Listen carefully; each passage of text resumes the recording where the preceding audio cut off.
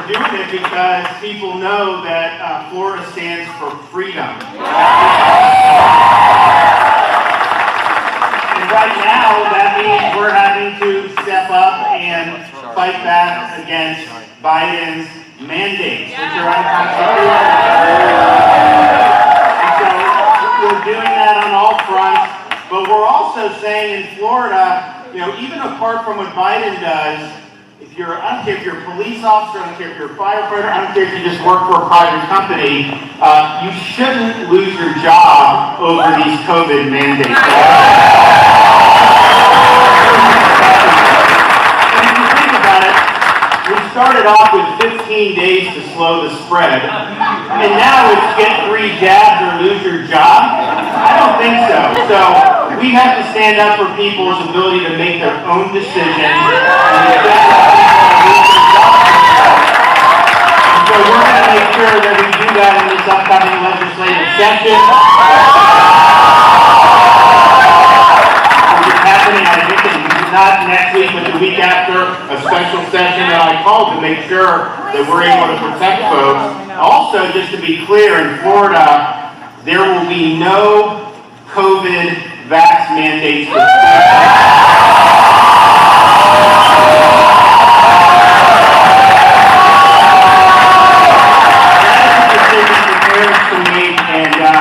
we'll support their ability to do that.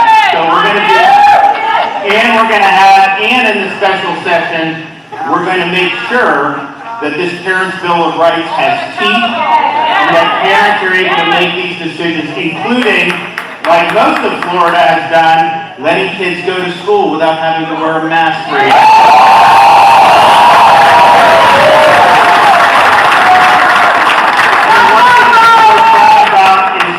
In fact, we were right here when we did it. We signed legislation earlier this year with huge reforms for election integrity. That's something that was very important. We did a number of things. We banned ballot harvesting in the state of Florida. Unsolicited mass mail balloting in the state of Florida. We require voter ID for absentee ballots. Most significantly, which didn't necessarily get as much attention at the time. Now, if you see Molly Hemingway has a book going over all this, how important it was for what we did in Florida, but we banned Zuckerbucks in the state of Florida. If you think about what he did, he poured $420 million into these nonprofits. They'd go in and they'd effectively commandeer local election offices. They'd stack it with partisans and they'd use it as electioneering machinery for their party and not for just doing the election. So that's a huge problem, and you can't let these tech moguls take over election offices. So we ban that in Florida, and it's not going to happen. So we're proud of that, but here's the thing that we were thinking about as we started to go through all the things that we've done and then all that we may need to do is, there'll be people, if you see someone ballot harvesting, what do? If you call into the election office, a lot of times they don't do anything. If you know that there's, in Florida, it's constitutionally mandated. Only citizens are allowed to vote in Florida. And yet you see examples of people, even they'll even check they're not citizens, and they'll still be given ballots. And so what happens when you see that? You have voter rolls that are supposed to be clean, but not every county does the voter rolls. So what do you then do? So we are excited to be able to say for next legislative session, we're going to do another package of election integrity reform.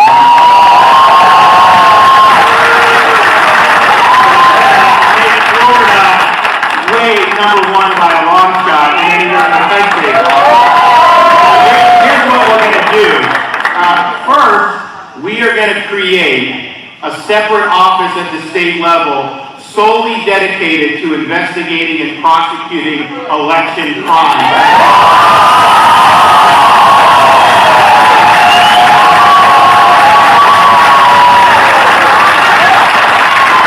We'll have 4 law enforcement officers as part of this. We'll have investigators.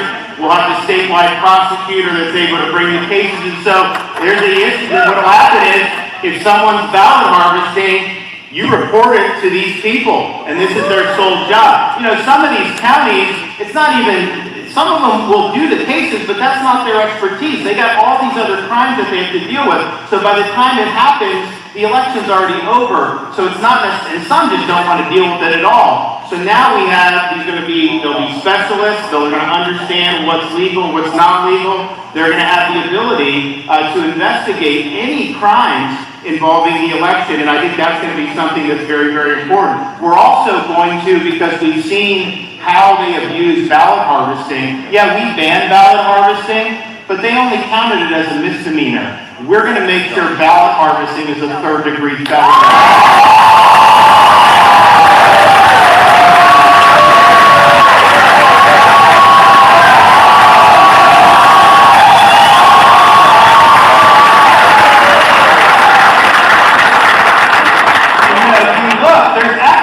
A lot of times people will talk about all these things with like the election rolls, and it's important in Florida because we have people that come and go all the time. You know, some states really have very stable populations. We have a very dynamic population. Now, we have more people moving in than move out, but nevertheless, that's just the reality of what we do. So you have to make sure that you're following the guidelines and the requirements of making sure the voting rolls are clean. Obviously, I think we all know, I know people who say, you know, that, hey, someone told me my father passed away 3 years ago, he still gets ballots sent to his house. And that's, you know, we don't want that. We don't want ballots going, you know, in California, they send ballots to everybody. So if you've ever lived in California, there's people that haven't lived there for 5 or 10 years and they're getting ballots sent to them. And that's all because the voter rolls are not updated and the voter rolls are not accurate.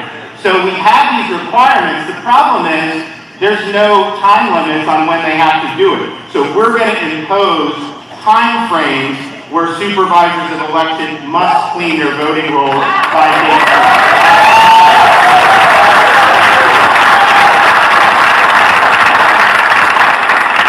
And then obviously with the banning of Zuckerbucks, what they use Zuckerbucks, what Zuckerbucks would do, they would take these drop boxes and they put them in all kinds of crazy locations. They weren't supervised or anything like that. So we did reforms in this bill last year that we were doing it, but I think that there needs to be more reforms on this. First of all, I don't even think we should have drop boxes.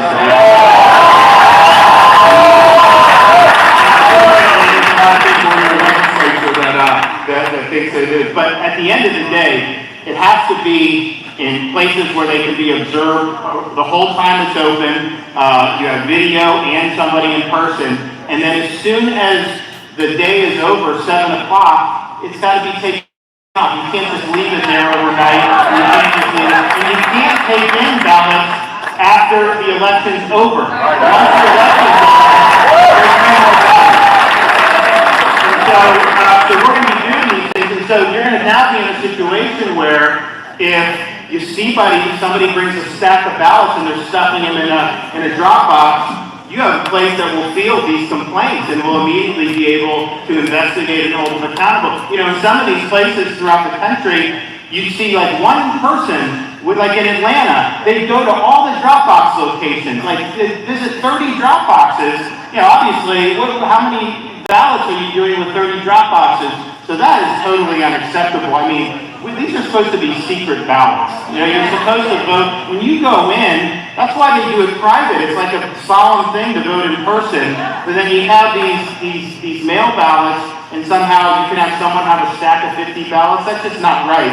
So we're going to make sure that that doesn't happen in Florida, and I think that legislation takes these steps. And there may be some other things that we do as we get into the session and get some other ideas, but I'm really excited about having actual ability to enforce. Because, you know, you can say what's legal or not legal, but if you don't enforce, and that's one of the things we ran into, you know, with this Parents' Bill of Rights. They didn't assume, they didn't put teeth into it, and so you're saying it's parents' rights, but then we're having to litigate all this in court. And that's not what you want to do. You want to make it very clear what's not allowed. and then if there's violations, the people are held accountable. And I can guarantee you this, the first person that gets caught, no one's going to want to do it again after that, because they know.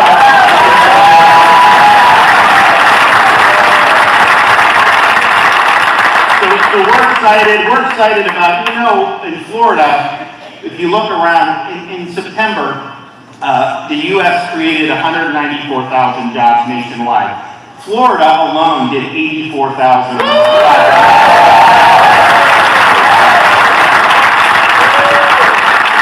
We have the lowest per capita tax burden in the United States. Our budget, some of you from New York, New York's budget is over twice the size of Florida's budget. Obviously, their taxes are a lot higher. But yet, who has better roads, and who has better infrastructure, and who has better education?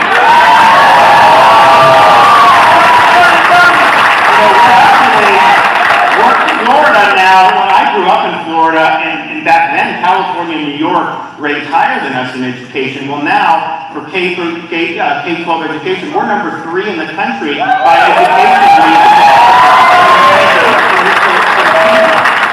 We also have the most school choice of anybody in the country, and we're doing more for vocational education than any other state in the country. And those are really good jobs, and that's going to help people. Our public university system is ranked number 1 in the United States 5 years in a row by U.S. News and World Report. We don't let them raise tuition, so you can actually afford to go, and are able to do that. So we're really excited about a lot of the progress that we've been able to make, and I think I talked about this voter registration. I mean, people are voting with their feet. They're leaving failed states, and they're trying to come to a state that's going to be well managed and well governed. I can tell you, I talk to people all the time who flee, and they say it's the best decision they ever made. So,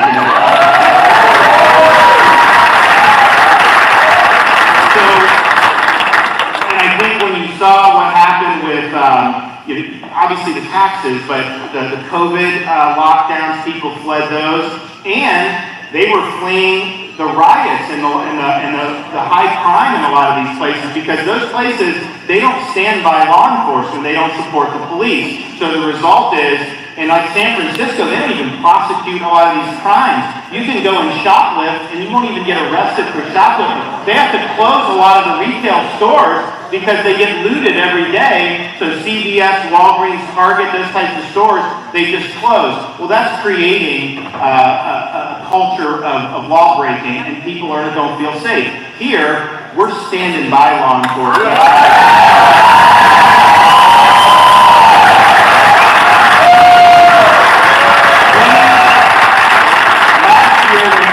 Defunding the police, we did $1,000 bonuses for all first responders.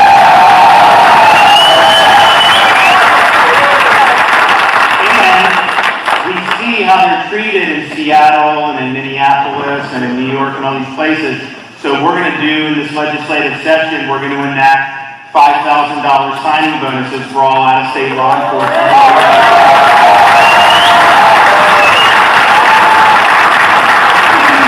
Bonuses again as well. So stay tuned on that. We're going to work hard. But it makes a difference.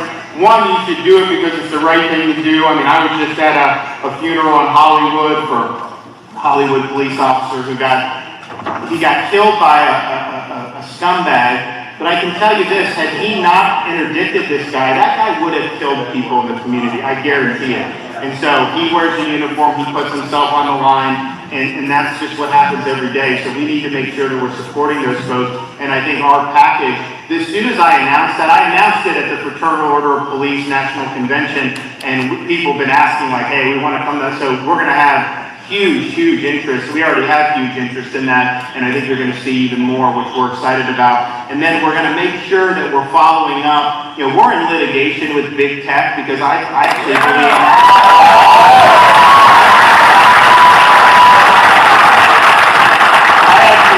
that if you want a free society, you can't have a handful of companies in Silicon Valley control the speech that's allowed in this country. They interfered in the election in 2020 by censoring things that they didn't want to be able to help Biden. And then they've done things with COVID to censor the truth about the Wuhan Institute of Virology, which we know was a big problem. And oh, by the way, Fauci funded Wuhan Lab.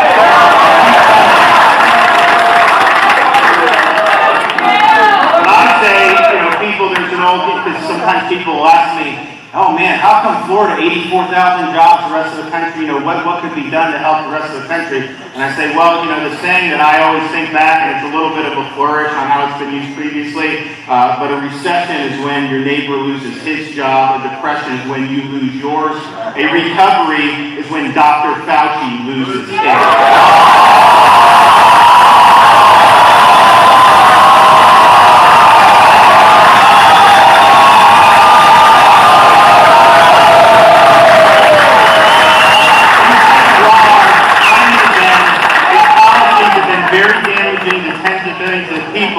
And we know what the NIH has been doing is cruelty to animals with what they're doing with these people and these puppies.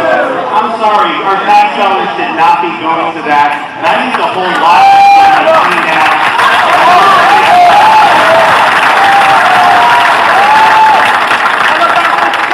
So we've got a lot to be able to accomplish going forward. But what they're doing is they are trying to impose an orthodoxy on this country. If you think like we do, they don't want you to be able to speak. And honestly, that wasn't how, when the tech started, they used to let people speak. Now they're trying to determine what is acceptable and what's not acceptable, and that's not going to work. And so what we actually said earlier this year, you should have the right, you should have the ability to stand up against big tech. If they censor you, you should be able to sue them if they're discriminating.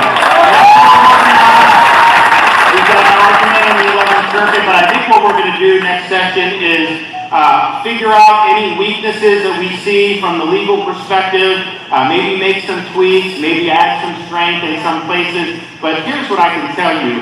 To just say like, oh, they're just private companies, they can do whatever the hell they want. Trust me, they're going to run all over you if they're allowed to do it. And we can't let them do it. And we're also going to make sure that they're not able to steal your data and make all this money, which they've been doing for years and years. It should be your right to determine whether you want them to have your data, and you should have to opt in to whether you have the data. And if you don't opt in, then you shouldn't be able to use your data. And so we're going to make sure we have strong data privacy in the state of Florida, and I think that that'll go a long way to making sure that folks are free and very accepted.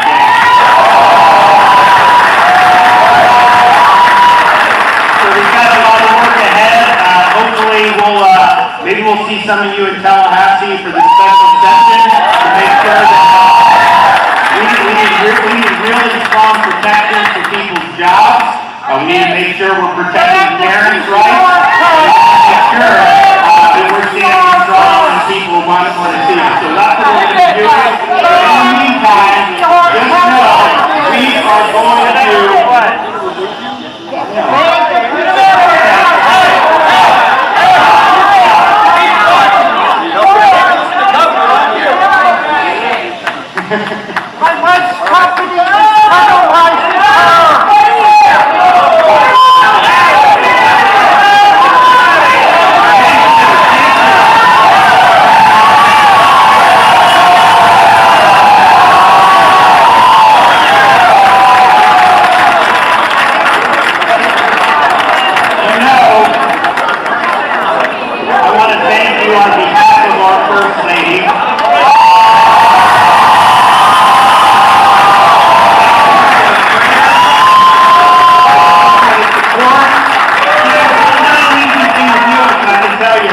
really strong, and she's going to be back better than ever.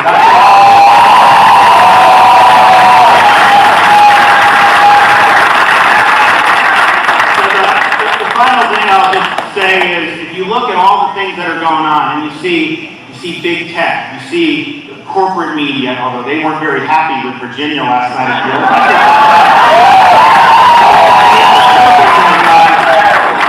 If you look at that, if you look at what's going on with some of the big corporations with their woke agenda, when you look at the Brandon administration,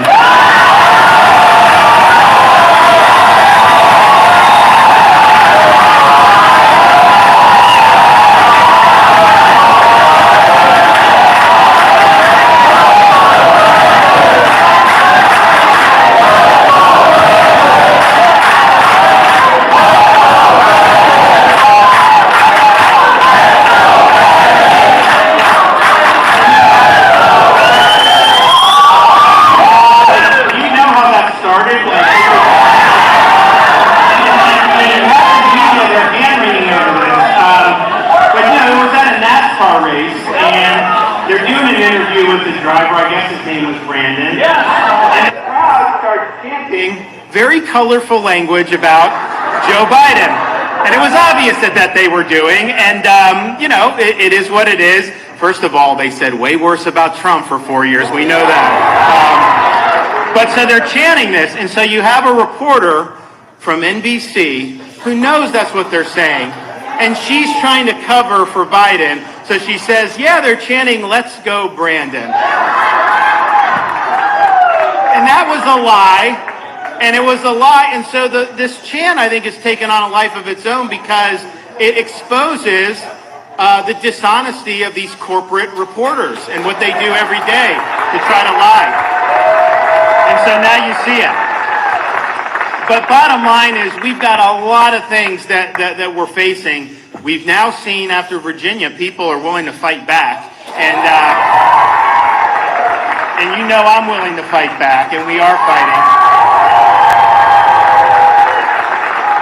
And so what we need now more than ever with all the stuff that's going on is we need people to stand for the right things, but they need to stand up and they need to display courage and backbone and not back down in the face of all the things that we have to deal with. And so that's what we're looking to do. Churchill used to talk about when they were facing the appeasement in Britain, when you had Nazi Germany. He told the story because no one was willing to stand up. And he said, when I was a kid, I remember when the circus would come to town, and my Nana told me, there's one thing that you can't see because it's too grotesque for human eyes. It's an exhibit called The Boneless Wonder. And Churchill said, they ask me now, where is this boneless wonder? And he's like, it's no longer in the circus. It's in the front row of the House of Commons because these people don't have a spine and they're not willing to stand up. We don't have time for boneless wonders right now. We need people who are going to stand up, hold the line, not back down. I'm doing that. We're doing a lot. But I've only begun to fight in the state of Florida. Thank you, guys. God bless. Thank you.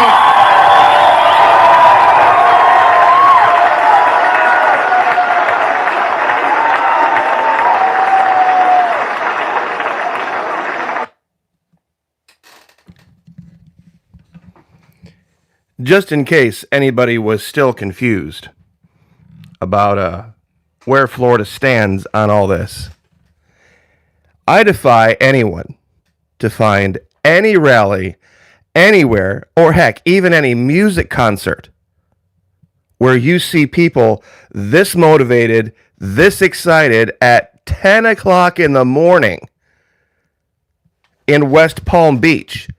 Now, those of you who live here know what I'm talking about.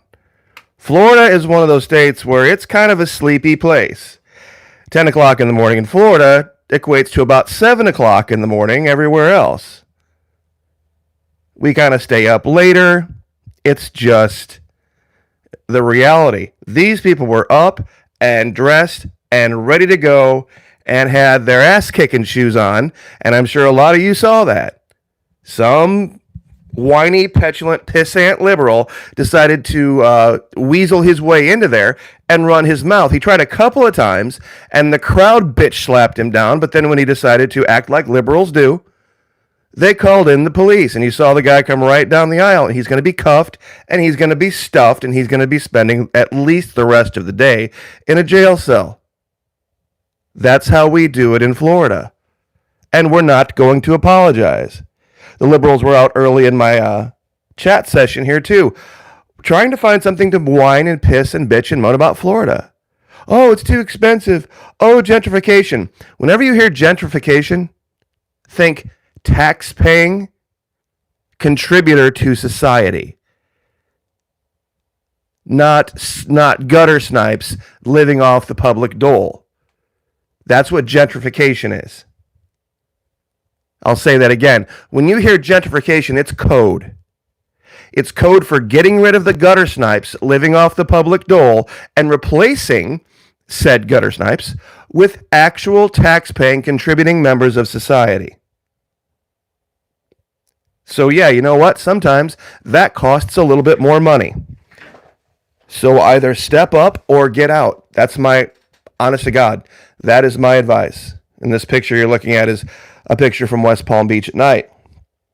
Now, It was only 4 days ago that I put up a video and said in the title, a giant, invisible, deep red wave is about to sweep across America. Massive backlash now unavoidable. So who stayed up and watched what happened in Virginia last night? It was at one time, it was a 12-point advantage for Glenn Youngkin. And they did everything they could, and they could only whittle it down to 2. Now, this is the feeder state for Washington, D.C.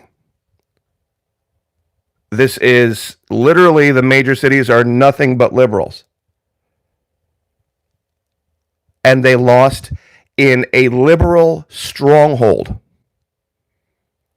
They lost in one of the biggest liberal strongholds in all of North America. You have California, the West Coast, you have New York, New Jersey, and Virginia. Now, Virginians, well done. This is a good beginning. However, you have quite a few more rows to hoe.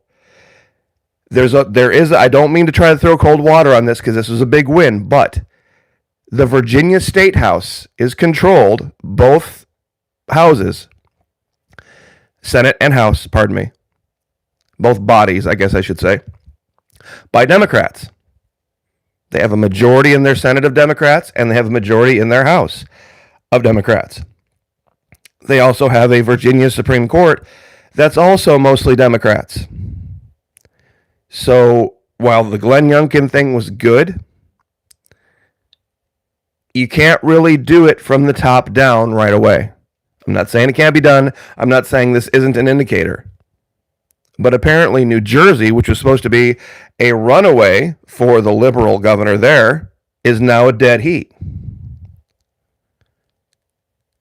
So Glenn Welch, last night, the governor's race, Ralph Northam was stepping down, and so there was 2 other people running, Terry McAuliffe of the Clinton era and a man named Glenn Youngkin.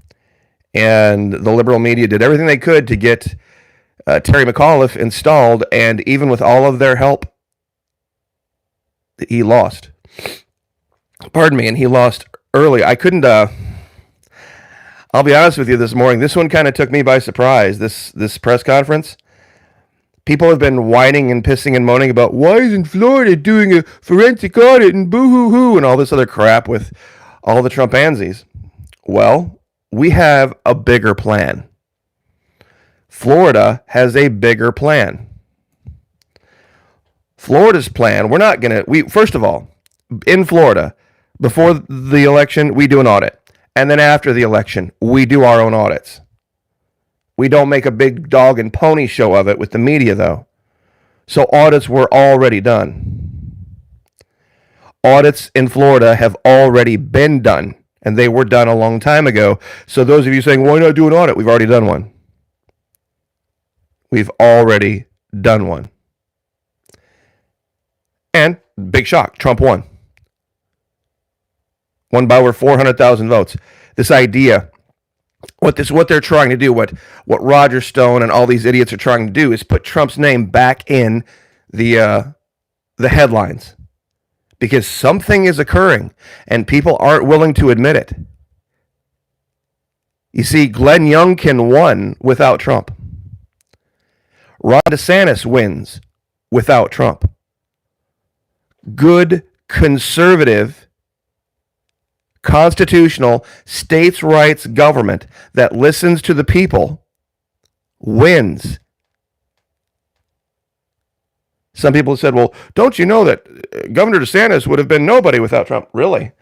I have a book in my hand right now called Dreams from Our Founding Fathers, written in 2010 by Governor Ron DeSantis, called First Principles in the Age of Obama. You can look this up. Today I was actually going to start reading from this book. And I was going to show you what Ron DeSantis wrote when Donald Trump was still a Democrat. That's right. What Ron DeSantis wrote regarding constitutional states' rights government when Donald Trump was still a Democrat. So if anybody out there got influenced, it was the other way around. Meaning Donald Trump got red-pilled by Rush Limbaugh and Governor Ron DeSantis. You see, that's the big thing that threatens Donald Trump. Top-down governance doesn't fix things. The Virginia, congratulations. God bless Glenn Youngkin. I hope he can effect change. But for Virginia to really see actual change on the ground, they're going to have to change the makeup of their state Senate, change the makeup of their state House, change the makeup of their state courts. So since I have you here, by the way, I wasn't planning on doing it this way, but I will just really quick for you read just the preface. I won't read an entire chapter of First Principles in the Age of Obama, Dreams from Our Founding Father. Now, this was written by then Navy officer Ron DeSantis. He dedicated it to his wife, Casey.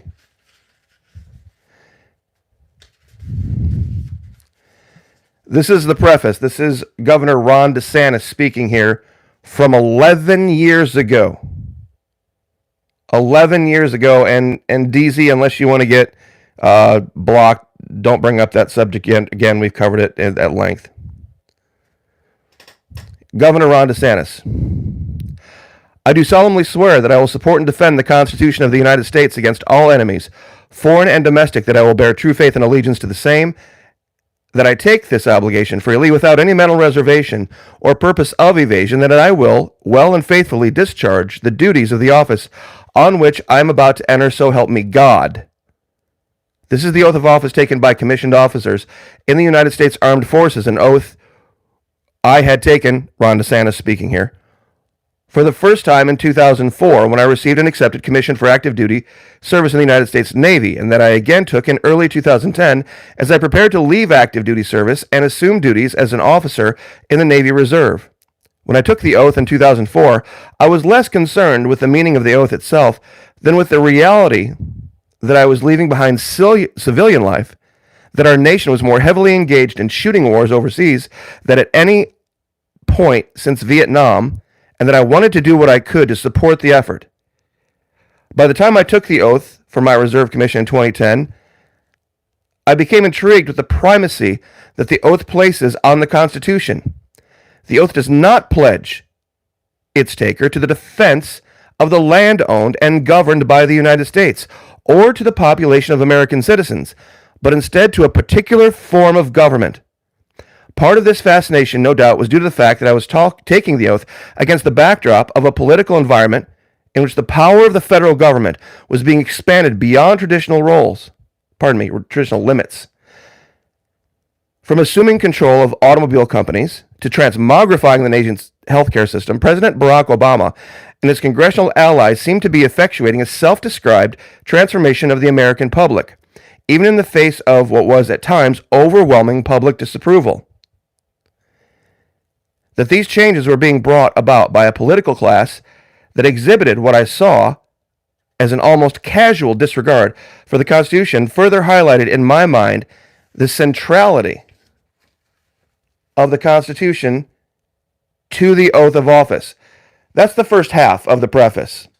I'll probably finish the rest of that in another video, because it seems like some people are trying to take advantage of my distraction reading to try to change the subject in chat.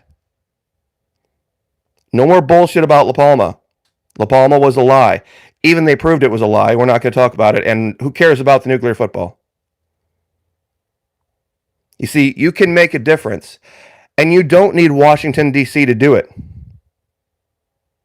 Thank you, Super Dave, for saying that.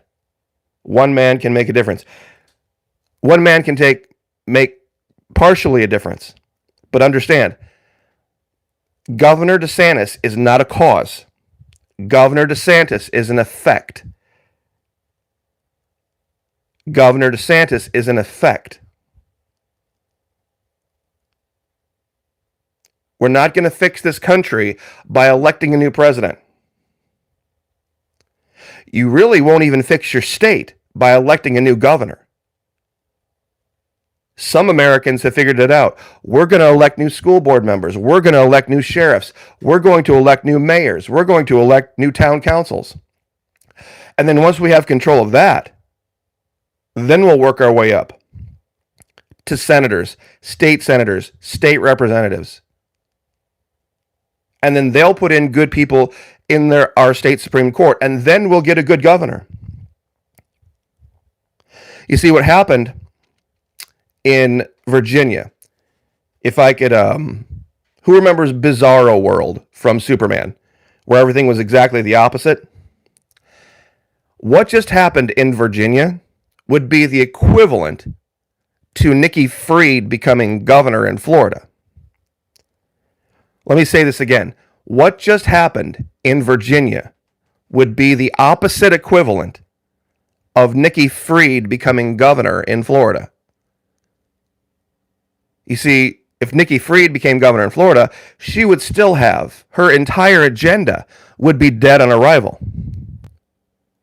And this is my fear for Virginia, that Glenn Youngkin's entire agenda will be dead on arrival in the Virginia State House, in the Virginia State Senate, and in the Virginia courts. Now, they did take a clean sweep of governor, lieutenant governor, and attorney general. So that is going to make a change. It is going to make a bit of a change in law. So, congratulations. Once again, I don't want to try to pour cold water on this. But like I said, if Nikki Fried were to ever sit in the governor's chair, which is never going to happen, or even Christ for that matter, the entire agenda will be dead on arrival. Because our state houses and our Supreme Court are wildly conservative. Wildly conservative. The state house in Florida, the representatives, it's 2-1. For every Democrat, there are 2 Republicans. It's just ridiculous. It's like 80-40. And in the Senate, it's a 60-40 supermajority, which means they have zero power to hold up any legislation. Democrats can literally do nothing. Literally do nothing.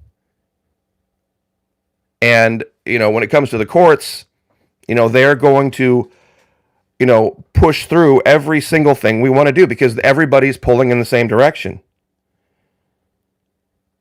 Good point. North Carolina, come on and stand up, take your shirt off, and spin it around your head like a helicopter. Well, it's time for people to start doing this. But as you can see, governors' races get a lot of play. They get a lot of talk. But the real hard work on the ground is going to be in races that don't. It's going to be in places that don't get a lot of that. And we're starting to take advantage. And this is the real big push in Florida, that we're taking advantage of this. We're making hay while the sun shines, so to speak. We're starting to codify things. And we're literally going to codify the liberal agenda out of existence. And speaking of codify, I'm going to deal with this right here and right now since I have 269 people in chat. This SB 2006 crap. How many people of you have heard about this? Where they say the governor signed a bill where they can force vaccinate you. That's absolutely not correct. But Key, didn't you see line 1832 where they said this and this other? Okay. Let me explain something about SB 2006. For those of you not understanding what I'm talking about, there's a whole bunch of hippies, anarchists up in Missouri, up in the Appalachians, that dropped out of school when they were in 10th grade and didn't take civics. They didn't take government. They don't understand how things work. SB 2006 was already on the books. Instead of repealing the entire law that allowed for this, this mandatory vaccination everybody's so afraid of. What the governor did to repeal the entire law, where this line 1,800 so whatever exists, they would have had to then go back and rewrite the entire law and then have it go up for debate. It would have taken the entire session. When you have provisions of a law that you want to get rid of, you amend the law. You don't unwrite the whole provision and then try to rewrite the whole provision the way you like it. You leave in the things that you want, and then if there's things that are wrong, you amend the law. This is exactly what Governor Desantis did, and this is what he announced. He announced that he was amending the part of the law that stated that Florida authorities could, in an emergency, require people to be vaccinated. That was written long before Governor DeSantis took office.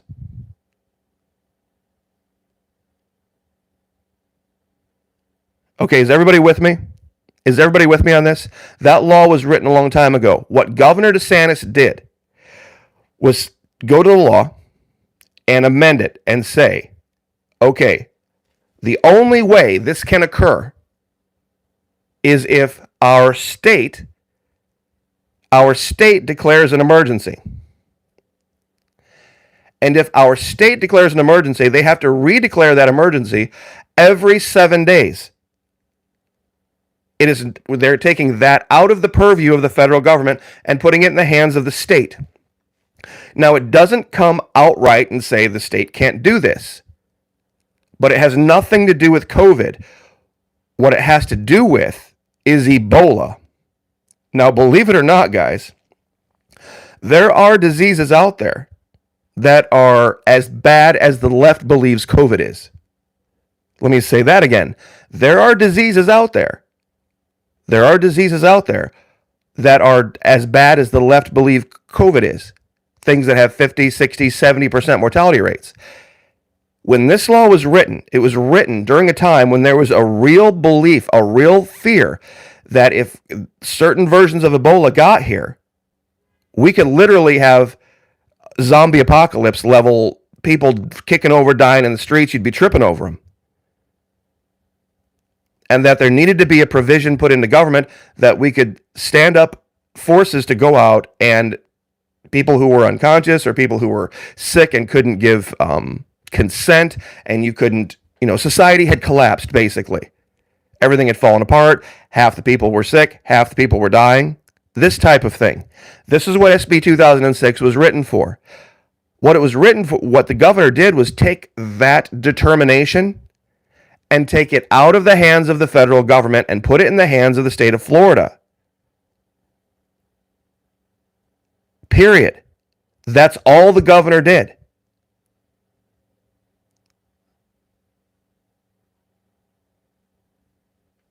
So, see, if you're watching something else, go watch something else and leave, Seahawk. See, this is something else that people do in chat that actually got into a argument with one of Patriot Nurse's supporters on her Patreon channel. If you want to go do something else, go do something else. If you want to support the channel you're supporting, support the channel you're supporting.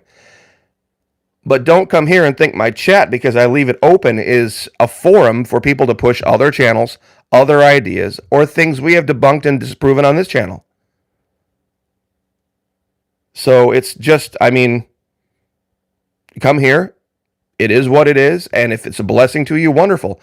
But don't say, well, I don't like this topic, but golly, look at all these people. I'm going to change their mind, and we're going to talk about something else. That doesn't fly. That's narcissism. That's bullshit. You wouldn't allow it in your home, would you? And just like the governor, in his press conference, the guy stood up and decided he was going to act like some people do in my chat and attempt to yell and scream and shout down the governor, and he got cuffed and stuffed. If I could do it, I would do it to people here. See, no one's required to be here, are they? But if you are here, you will be required to behave in a certain way. Just add an actually funny story that just popped into my head. Who remembers the scene in The Patriot where they were in the swamp and the two British soldiers got cornered and they were attempting to surrender. And the two revolutionary people shot him anyway. And the Mel Gibson character said, that will never happen again. Any surrendering soldier will be given quarter. And then they started to rise up and say, hey, that's bullshit. They don't do it to us, blah, blah, blah. And he said, well, look, everybody here is a volunteer. No one's required to be here. You can leave right now if you want to. But if you are here and you are going to stay, you will follow my orders. So we're going to kind of go with that whole idea here. Same thing for Florida. If you don't like Florida culture, leave. There's no wall. There's no wall keeping people in Florida. If it's too expensive for you, or you don't like the girls walking around in bikinis, or you think Florida man's too crazy, or it's too expensive, whatever reason, leave. Leave. It's that simple. It's one direction, north. And I guess you could possibly technically leave going west, out past Pensacola. So north and or west, unless you are, wanting to swim. East and south is a kind of a more of a wet option, but that's the point. And that's what we really need to do in this country if we're really gonna fix things. If we're really gonna fix things, we're gonna have to start setting a standard again. Truly. We're going to have to start saying, look, this is how we're going to do things. You can call me a name. You can call me a racist. You can call me a homophobe. You can call me a white supremacist. You can call me all this other crap. Call me whatever name you want to, but we're going this way. We're not going to listen to your bullshit and your temper tantrums and your whining and your bitching and your moaning. You can either be on our side going forward because we're going this way, or you can go somewhere else. And I think that's really the essence of what makes Florida different. Because you get labeled Florida man, and you get denigrated, and you get shamed and made fun of year after year, decade after decade. You get used to it, and you decide, you know what? You just got to go your own way. Anyway. You got to do it anyway. You can't get your feelings and go, oh, well, we don't want to be called that name, or we don't want to be called a racist, or we don't want to be called... Who gives a shit? Who gives a shit? Thank you, Ann. We know. Appreciate it. Seriously. This is what we're going to have to stop doing. We're going to have to stop listening to people who call us names. If gentrification means... oh, that's racist. Fine. Yep, we're racists.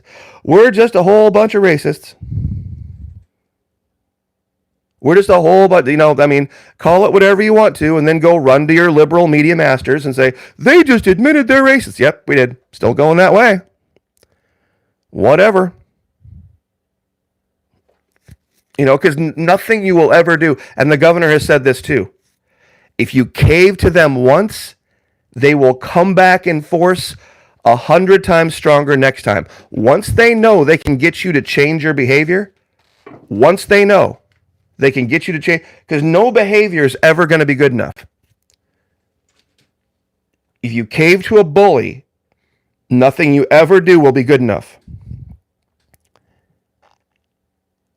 If you cave to a bully, nothing you do, because they don't ever have a standard.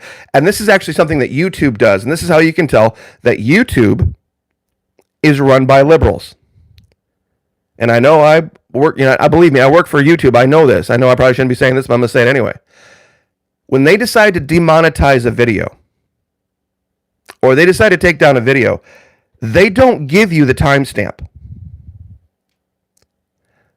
When they say this isn't safe for ads. For example, this video that you did isn't safe for ads. Well, can you please tell me the timestamp and what exactly I said? Well, no, we just generally think.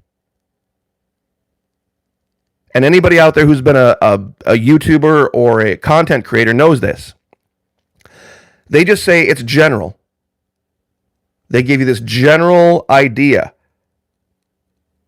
of what you should or what you should not be doing, and then they just use very vague guidelines. They never say at 2 minutes and 35 seconds to 3 minutes and 10 seconds, you say blah, blah, blah, blah, blah, and this is why we believe. They don't do that. They don't do that because they knew if we did that, we could clip that out and we could rephrase it. So they're trying to change our beliefs. They're trying to change our behavior in general. That's why they never deal in specifics. That's why you'll never hear the left deal with what specifically somebody said and or did that is racist or homophobic or whatever. It's a generalized idea that they're all the good guys and we're all the bad guys. And yeah, I'll tell you what, Real Math. Who saw the video of Don Lemon lounging in Florida after a year, actually, of attacking Florida on almost a daily basis, attacking our governor on almost a daily basis? Guess where Don Lemon and his gay lover are vacationing? That's right. They were found in West Palm Beach. They were found in West Palm Beach. Right down the road, by the way, from Mika Brzezinski and Joe Scarborough from MSNBC. They live in Jupiter, Florida. Do you know that they're a hop, skip, and a jump from Don Jr. and Kim Guilfoyle?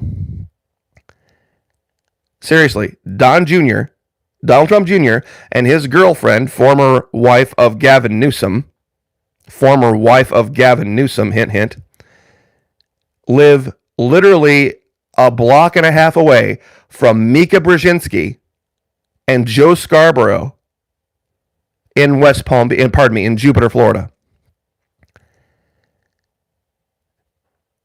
So, like I said, anyway, I know I've kind of rambled on here past the conference farther than I wanted to, but this is the point. This is the reality.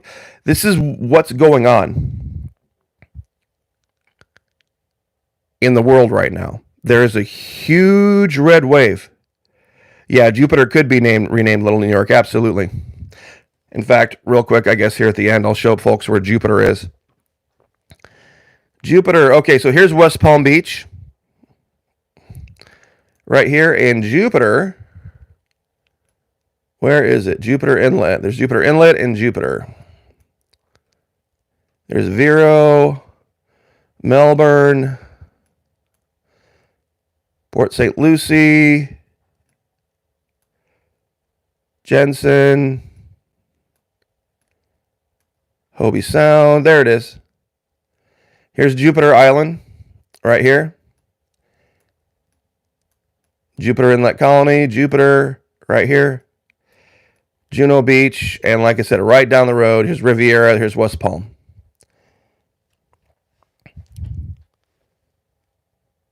And yeah, exactly right. We gotta, and we know MAGA needs to die off, absolutely.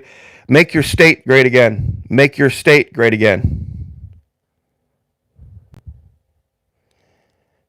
You know, you make your state great again. You worry about what's going on in your state, and magically America, as a secondary effect, will become great again. It's what made America great to begin with. What made America great to begin with was not Washington, D.C., and nothing or anybody in Washington, D.C.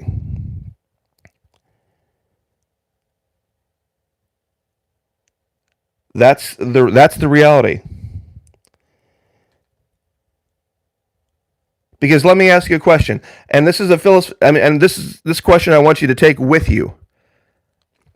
If somebody you elect as president is so powerful that they can make your life a whole lot better, doesn't it then follow that anybody in that position could make your life a whole lot worse?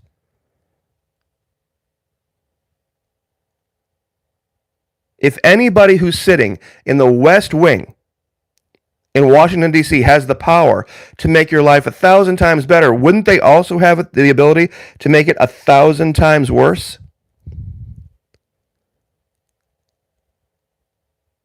Why would you want any one person to have that power? See, Governor Desantis will tell you right now, it's not him that's creating life being good in Florida. He's standing for a constitution that makes life good in Florida. He's just defending our Constitution, a Constitution that was written for the people of the state of Florida, by the people of the state of Florida, that was ratified by our representatives in our House, ratified by our Senate, and confirmed by our courts. So when people start talking about, we need to elect 2024 Trump or DeSantis, why would you want Washington, D.C. to have this kind of power? Washington, D.C. should never have the power to either make you miserable or make you happy. The people who should make you the happiest, your local sheriff, your local mayor, your local town council, your local school board. Love living here in Flagler County. We have some of the best people. I don't agree with all of them. We got a few liberals, but we've got good, decent, Christian, honorable people that are in charge for the vast majority of the positions in Flagler in charge.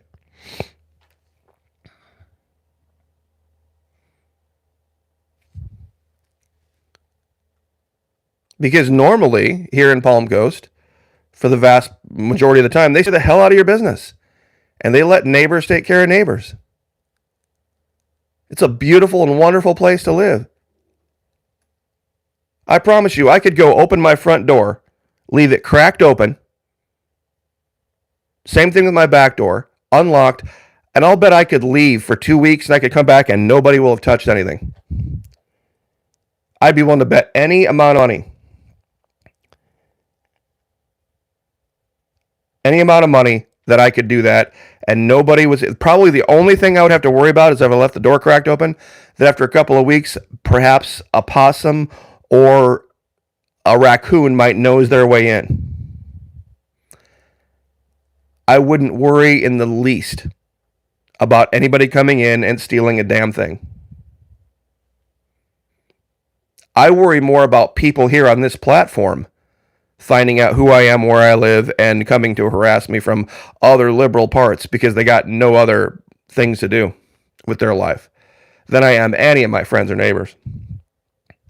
So, anyway, we're about in an hour, so I will leave it there. But man, what a press conference! For those of you who didn't see it, go back and start over and watch the first 25 minutes.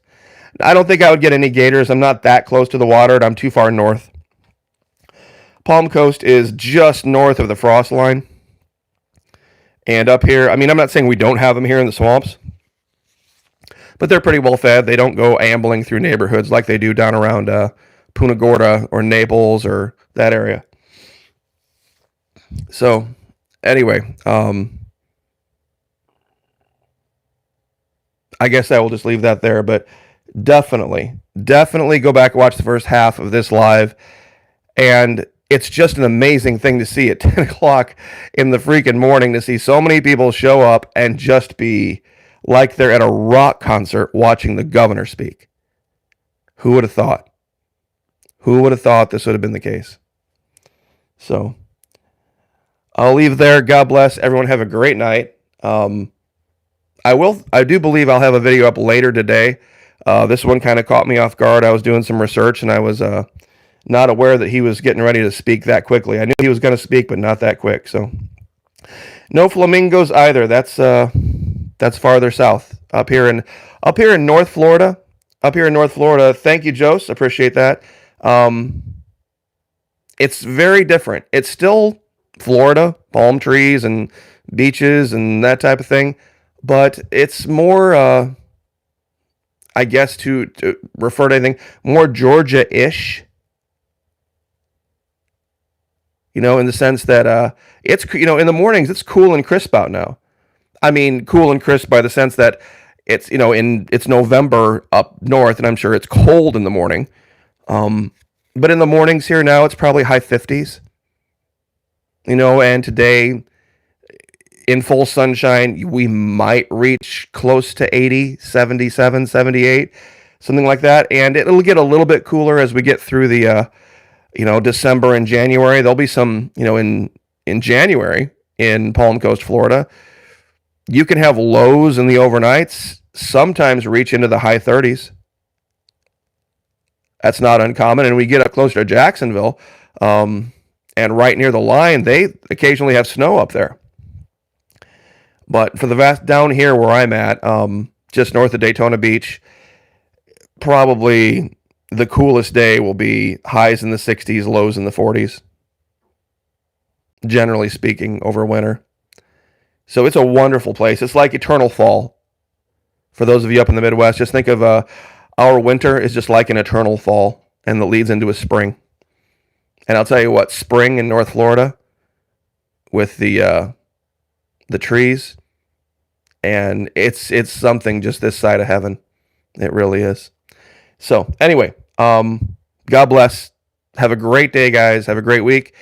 We'll see you guys a little bit later. Sorry about, for those of you out there who were listening last night, was just kind of a late night with everything going on with the elections. I didn't get on Twitch, but I should, Lord willing, with everything going well, I'll be back on Twitch tonight, live playing Assassin's Creed, Black Flag.